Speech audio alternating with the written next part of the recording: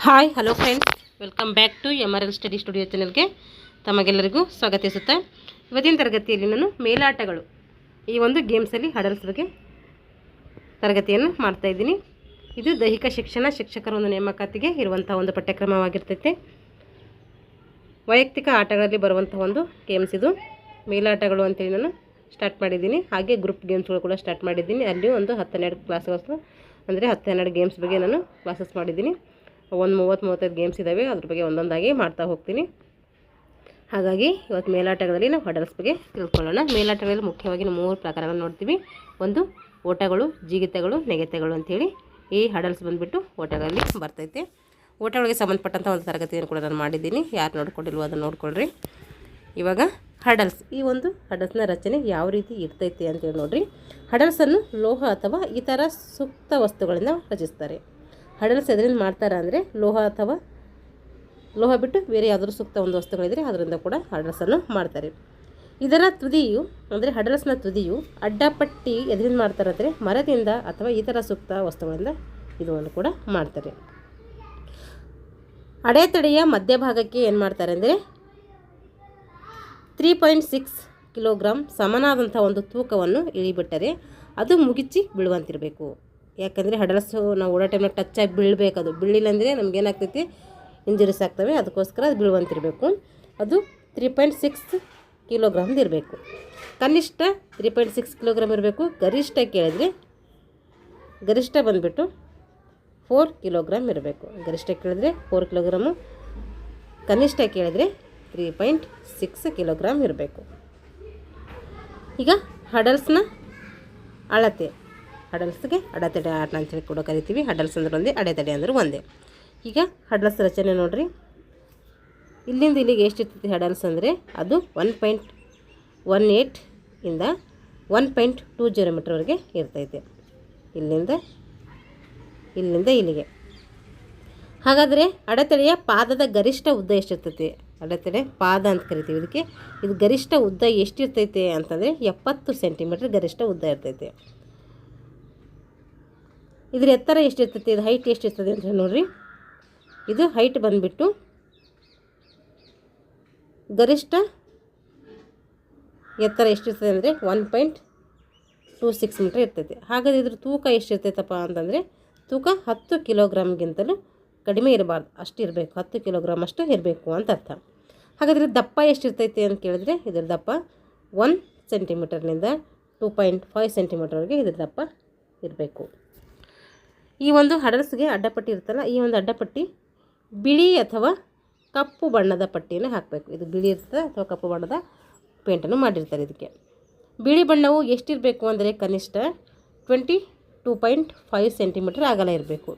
ಪಟ್ಟಿಯ 2 ಕೊನೆಯಲ್ಲಿ ಈ ಒಂದು ಬಿಳಿ ಪಟ್ಟಿಯನ್ನು ಹಾಕ್ತಾರೆ. ಹಾಗಾದರೆ ಹಡಲ್ಸ್ನ ಒಂದು ನಿಯಮಗಳಿದ್ದಾವೆ ಇಲ್ಲಿ. ಈಗ ಹಡಲ್ಸ್ನ ನಿಯಮಗಳು ನೋಡಿರಿ. ಇದು ಒಂದೊಂದೇ ಪಾರ್ಟ್ ವೈಸ್ ಈ ಥರ ಏನು ಮಾಡಿದ್ದಾರೆ ಅಂದರೆ ಅವರು ಬಿಡಿಸಿ ತೋರಿಸಿದ್ದಾರೆ. ಇದು ಬುಕ್ಸಲ್ಲಿ ಚೆನ್ನಾಗಿ ನೀಟಾಗಿ ಗೌರ್ಮೆಂಟ್ ಟೆಕ್ಸ್ಟ್ ಬುಕ್ಕಲ್ಲಿ ಅದ್ರ ಮೇಲೆ ಕ್ಲಾಸ್ ಮಾಡಿದ್ದೀನಿ. ಯಾರು ನೋಡಿಲ್ಲ ಹೋಗಿ ನೋಡ್ಕೊಳ್ರಿ. ಇಲ್ಲಾಂದರೆ ನಿಮ್ಮ ಹತ್ರ ಬುಕ್ಸ್ ಇದ್ದರೆ ಅದರಲ್ಲಿ ನೋಡ್ಕೊಳ್ರಿ. ಅದರಲ್ಲಿ ನಮಗೆ ಈಸಿಯಾಗಿ ಅರ್ಥ ಆಗ್ತೈತೆ. ಇವಾಗ ನಿಯಮಗಳು, ಹಡಲ್ಸ್ನ ನಿಯಮಗಳು, ಹೆಂಗೆ ಆಟ ಆಡಬೇಕು ಹಡಲ್ಸ್ ಅಂತ ನೋಡಿ. ಓಣಿಯಲ್ಲಿ ಓಡುವ ಎಲ್ಲ ಆಟಗಾರರು ಮೊದಲಿನಿಂದಲೂ ಕೊನೆಯ ತನಕ ತಮ್ಮ ಓಣಿಯಲ್ಲಿ ಓಡಬೇಕು.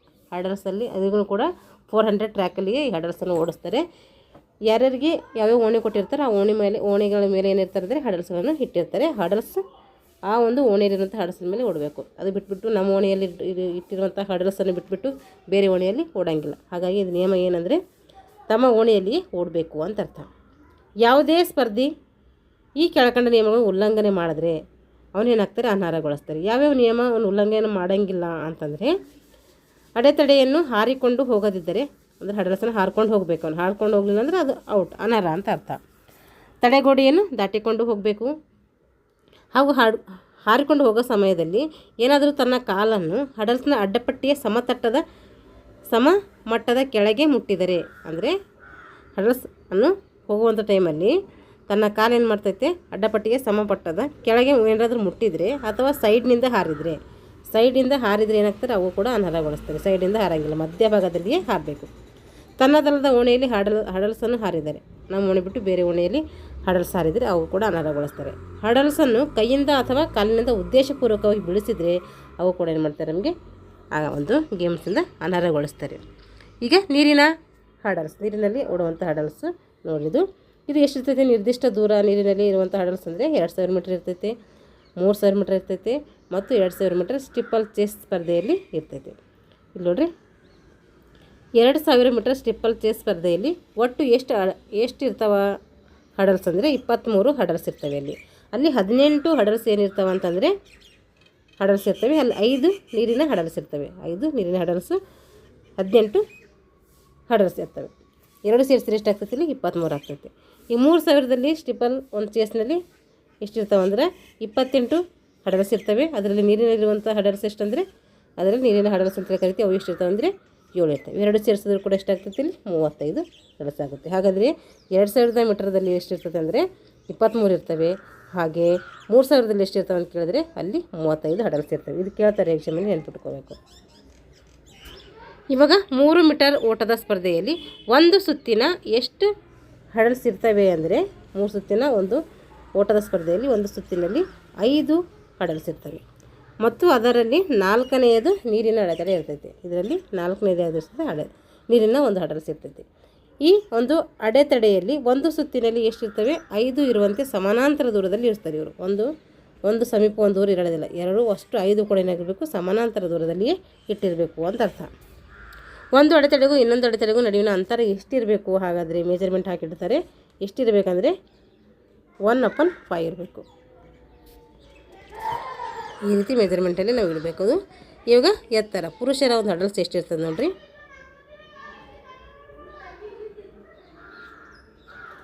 ಪುರುಷರ ಒಂದು ಹಡಲ್ಸ್ನ ಎತ್ತರ ಎಷ್ಟಿರ್ತದೆ ಅಂದರೆ 0.914 ಮೀಟ್ರ್ ಇರ್ತೈತೆ. ಇದಕ್ಕೆ ನಾವು ಎಷ್ಟು ಆ್ಯಡ್ ಮಾಡ್ಕೋಬೇಕಂದ್ರೆ +3 mm. ಕನಿಷ್ಠ ಅಗಲ ಎಷ್ಟಿರಬೇಕಂದ್ರೆ ಇದು 3.96 ಮೀಟ್ರ್ ಇರಬೇಕು. ಹಾಗಾದರೆ ಅಡೆತಡೆಯ ಮೇಲ್ಭಾಗದ ಅಡ್ಡ ಮರದ ತೋಲು ಎಷ್ಟಿರಬೇಕಂದ್ರೆ ಅಲ್ಲಿ 12.7 ಸೆಂಟಿಮೀಟರ್ ಇದ್ದು ಅದು ಚಚ್ಚೌಕವಾಗಿರಬೇಕು. ಇದು ಪುರುಷರ ಹಡಲ್ಸ್ನ ಒಂದು ಎತ್ತರ ಆಯಿತು. ಈಗ ಮಹಿಳೆಯರ ಹಡಲ್ಸ್ನ ಎತ್ತರ ನೋಡಿರಿ. ಇವ್ರದ್ದು ಎಷ್ಟಿರಬೇಕಂದ್ರೆ 0.762 ಮೀಟ್ರ್ ಇರಬೇಕು. ಅದಕ್ಕೆ ನಾವು 3 ಆ್ಯಡ್ ಕೂಡ ಮಾಡ್ಕೋಬೋದು, +3 mm ಅಷ್ಟು ಆ್ಯಡ್ ಮಾಡ್ಬೋದು. ಪ್ರತಿಯೊಂದು ಅಡೆತಡೆಯ ತೂಕ ಎಷ್ಟಿರ್ತೈತಿ, ಇದು ಹಡಲ್ಸ್ನ ತೂಕ ಎಷ್ಟಿರ್ತದೆ ಅಂದರೆ ಕನಿಷ್ಠ 80 ಗ್ರಾಮ್ ಇರ್ತೈತಿ. 80 ಗ್ರಾಮ್ನಿಂದ 100 ಗ್ರಾಮ್ ಇರ್ತೈತೆ, 100 ಕಿಲೋಗ್ರಾಮ್ ಅಷ್ಟು ಇರ್ತೈತೆ. ಹಾಗೂ ಪ್ರತಿಯೊಂದು ಅಡೆತಡೆಯ ಎರಡೂ ಕಡೆ ಏನು ಮಾಡ್ತಾರೆ ಅಂದರೆ 1.20 ಮೀಟರ್ನಿಂದ 1.40 ಮೀಟರ್ ಉದ್ದವಿರುವಂಥ ಒಂದು ತಳಪಾಯವನ್ನು ಹಾಕಿರ್ತಾರೆ. ಅಂದರೆ ಹಡಲ್ಸ್ನ ತಳಪಾಯ, ಈ ರೀತಿ ಹಡಲ್ಸ್ತಿ ಅಂದರೆ ಅದರ ತಳಪಾಯ ಇಷ್ಟಿರ್ತೈತಿ ಅಂತ ಅರ್ಥ. ಈಗ ಅಡೆತಡೆಯನ್ನು ಟ್ರ್ಯಾಕ್ನಲ್ಲಿಯೇ ಇಡುವಾಗ ಅಡ್ಡ ತೋಲೆಯ ಒಂದು ತುದಿ ಏನಾದರೂ ಟ್ರ್ಯಾಕ್ನ ಒಳಂಚು ಕಟ್ಟಿನಿಂದ 30 ಸೆಂಟಿಮೀಟರ್ ಮೈದಾನದೊಳಗೆ ಅಂದರೆ ಆ ಭಾಗಕ್ಕೆ ಬರುವಂತೆ ಏನು ಮಾಡಬೇಕು, ಅಳತೆ ಮಾಡಬೇಕು. ಅಡ್ಡತೊಲೆಯ ಒಂದು ಟ್ರ್ಯಾಕಲ್ಲಿ ಅಡ್ಡತೊಲೆಯ ಒಂದು ತುದಿ ಏನು ಮಾಡಬೇಕಂದ್ರೆ ಟ್ರ್ಯಾಕ್ನ ಒಳ ಅಂಚು ಕಟ್ಟಿನಿಂದ 30 ಸೆಂಟಿಮೀಟರ್ ಮೈದಾನದೊಳಗೆ ಬರುವಂತೆ ನಾವು ಏನು ಮಾಡಬೇಕು, ಅಳತೆ ಮಾಡಬೇಕು ಅಂತ ಅರ್ಥ. ಇಲ್ಲೊಂದು ಸೂಚನೆ ಕೊಟ್ಟಿದ್ದಾರೆ ನೋಡಿರಿ. ಸ್ಪರ್ಧೆಯ ಮೊದಲ ಅಡೆತಡೆಯನ್ನು ಕನಿಷ್ಠ ಎಷ್ಟು ದೂರದಲ್ಲಿ ಇಟ್ಟಿರಬೇಕಂದ್ರೆ ಕನಿಷ್ಠ 5 ಮೀಟರ್ ಅಗಲ ಇರಬೇಕು. ಅಂದರೆ ಮೊದಲ ಒಂದು ಅಡೆತಡೆ, ಮೊದಲ ಹಡಲ್ಸ್ ಇಲ್ಲಿ ನಾವು ಸ್ಟಾರ್ಟ್ ಮಾಡಿದ್ದೀವಿ ಅಂತಂದರೆ ಮೊದಲ ಹಡಲ್ಸ್ ಇಟ್ಟಿರಬೇಕಂದ್ರೆ 5 ಮೀಟರ್ ಅಗಲದಲ್ಲಿ ಇಟ್ಟಿರಬೇಕು ಅಂಥೇಳಿ ಶಿಫಾರಸು. ಯಾಕಂದರೆ ಫಸ್ಟ್ ಸ್ವಲ್ಪ ಸ್ಪೀಡ್ ತೊಗೋಬೇಕಲ್ಲ, ಅದಕ್ಕೆ ಸ್ವಲ್ಪ ದೂರ ಇಟ್ಟಿರಬೇಕು. ಆಮೇಲೆ ಸ್ವಲ್ಪ ಸಮೀಪ ಇಟ್ಕೊತ ಹೋದ್ರೆ ನಡೀತೈತೆ. ಈಗ ನೀರಿನ ಅಡೆತಡೆ ಅದು ಹೆಂಗಿರ್ತೈತೆ ಆ ಹಡಲ್ಸ್ ಅಂತೇಳಿ ನೋಡಿರಿ.